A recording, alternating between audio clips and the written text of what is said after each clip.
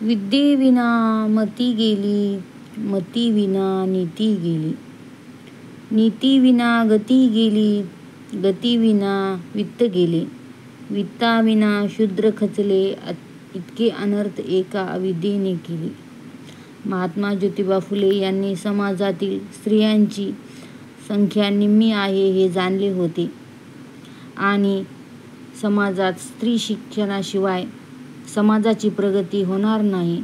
समाजातील अंधकार, अज्ञानरूपी अंधकाराला जर मुळासकट नष्ट करायचे असेल तर शिक्षणाशिवाय पर्याय नाही. आणि घरातील स्त्री शिकली तरच ती मुलाबाळांना शिकवू शकते. स्त्री शिकल्या तरच हे समाज सुधरू शकेल. अज्ञानरूपी अंधकाराचा नाश झाल्याशिवाय समाज परिवर्तन शक्य नाही हे ज्योतिबा फुलेंनी समजून घेतले होते.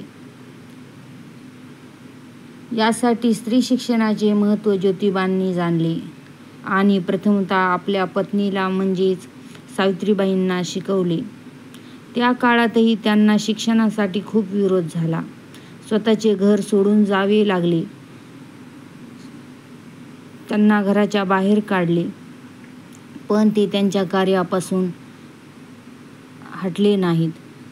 त्यांनी आपले कार्य चालूच ठेवले आणि त्या काळात सावित्रीबाईंना शिक्षणासाठी त्यांनी परावृत्त केले. शिक्षणाचे महत्त्व समजून सांगितले आणि त्या काळात स्त्रिया शिक्षणासाठी बाहेर घराच्या पडत नसत.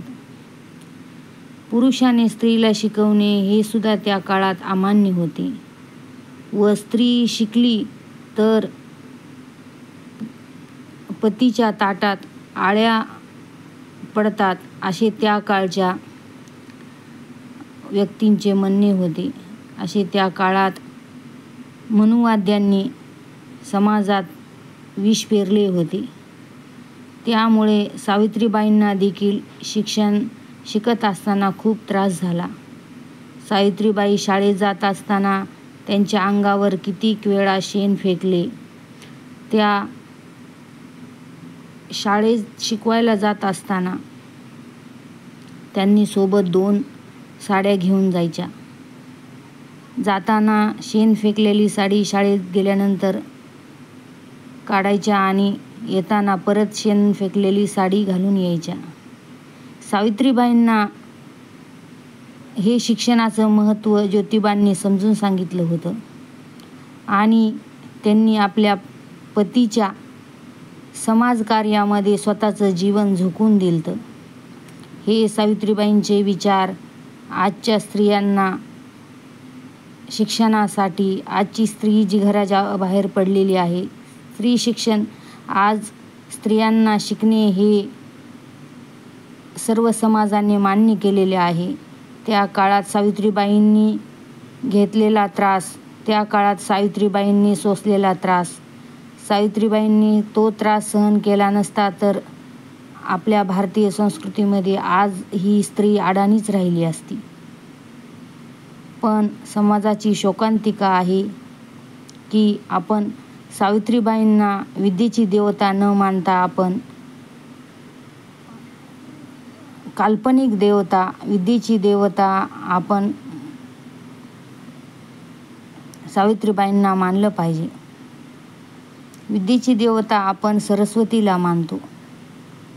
पण खरं तर ज्ञानाचा प्रसार सावित्रीबाईंनी केला आणि त्यांच्या पाठीशी खंबीरपणे उभे राहिलेले महात्मा ज्योतिबा फुले ह्यांनी स्त्री शिक्षणाचं महत्त्व ओळखलं होतं. समाजातील शिक्षणाचं महत्त्व ओळखलं होतं. समाज शिक्षित झाल्याशिवाय समाजाची प्रगती होणार नाही हे देखील ज्योतिबा फुल्यांनी ओळखलं होतं. त्यामुळेच त्यांचा शिक्षणाला एवढा प्रतिसाद समाजाला त्यांना त्यावेळेस भेटला नाही. पण तरीही त्यांनी त्यांचं कार्य चालूच ठेवलं.